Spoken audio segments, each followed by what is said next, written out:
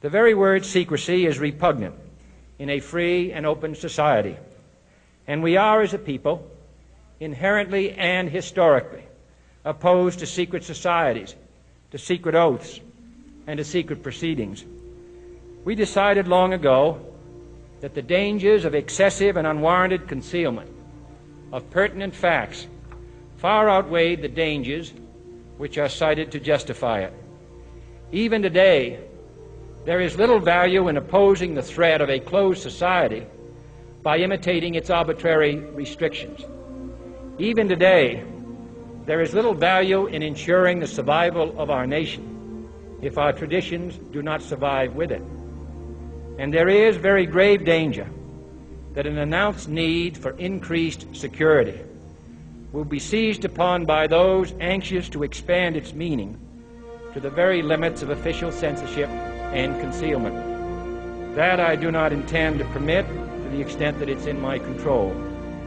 And no official of my administration, whether his rank is high or low, civilian or military, should interpret my words here tonight as an excuse to censor the news, to stifle dissent, to cover up our mistakes, or to withhold from the press and the public the facts they deserve to know. Don't let anybody make you think that God chose America as his divine messianic force to be a sort of policeman of the whole world.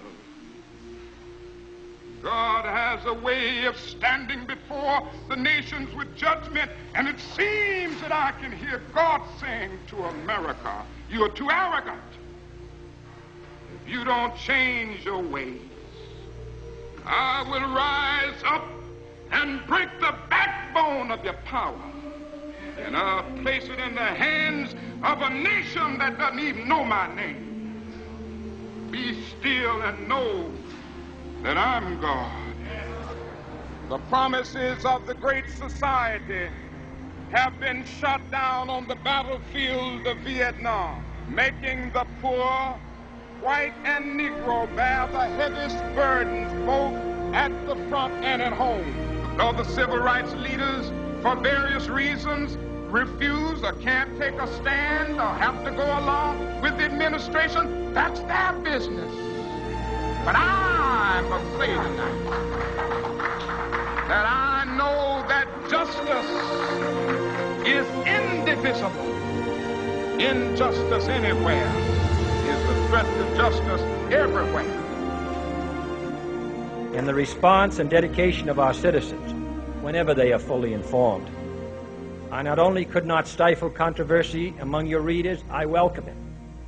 This administration intends to be candid about its errors. For as a wise man once said, an error doesn't become a mistake until you refuse to correct it. We made the wrong diagnosis, we should change the treatment.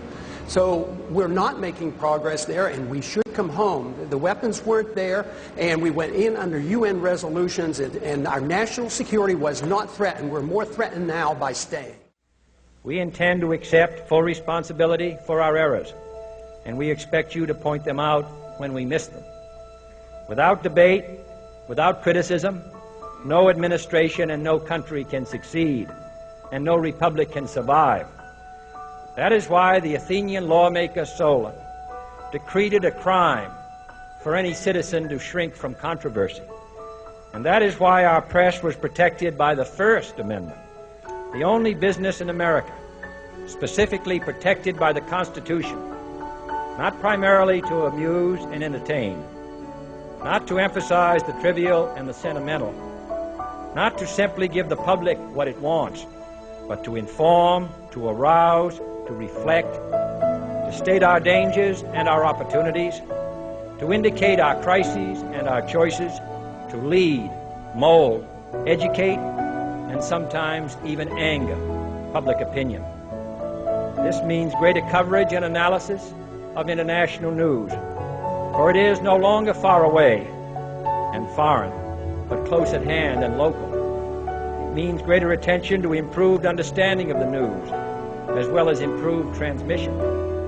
And it means, finally, that government at all levels must meet its obligation to provide you with the fullest possible information outside the narrowest limits of national security.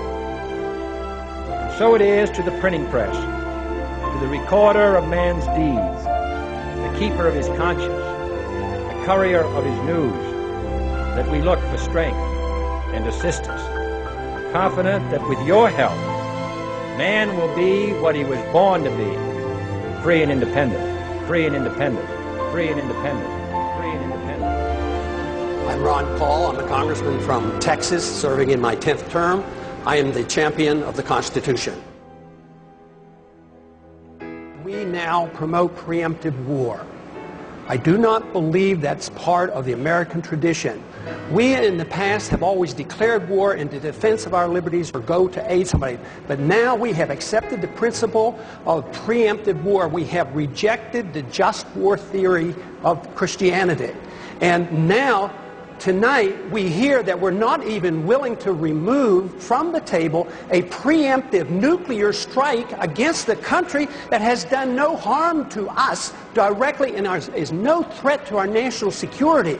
I mean, we have to come to our senses about this issue of war and preemption and go back to traditions and our Constitution and defend our liberties and defend our rights, but not to think that we can change the world by force of arms and to start war. The people who say there will be a bloodbath are the ones who said it would be a cakewalk, it would be a slam dunk, and that it would be paid for by oil. Why believe them? They've been wrong on everything they've said. So why not ask the people? Why not ask the people who advise not to go into the region and into the war? The war has not gone well one bit. Yes, I would leave completely. Why leave the troops in the region? It was the fact that we had troops in Saudi Arabia was one of the three reasons given for the attack on 9/11. So why leave them in the region? They don't want our troops on the Arabian Peninsula. We have no need for our national security to have troops on the Arabian Peninsula. And going into Iraq and Afghanistan and threatening Iran is the worst thing we can do for our national security. I am less safe. The American people are less safe for this. It's the policy that is wrong. Tactical movements and shifting troops around and taking in 30 more and reducing by 5, totally irrelevant. We need a new foreign policy that said we ought to mind our own business, bring our troops home, defend this country, defend our borders. So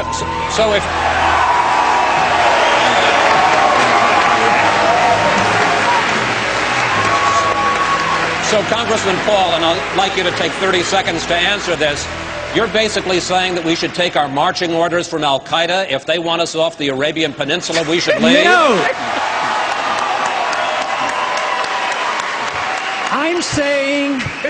I'm saying we should take our marching orders from our Constitution. We should not go to war. We should not go to war without a declaration. We should not go to war when it's an aggressive war. This is an aggressive invasion. We've committed the invasion of this war, and it's illegal under international law.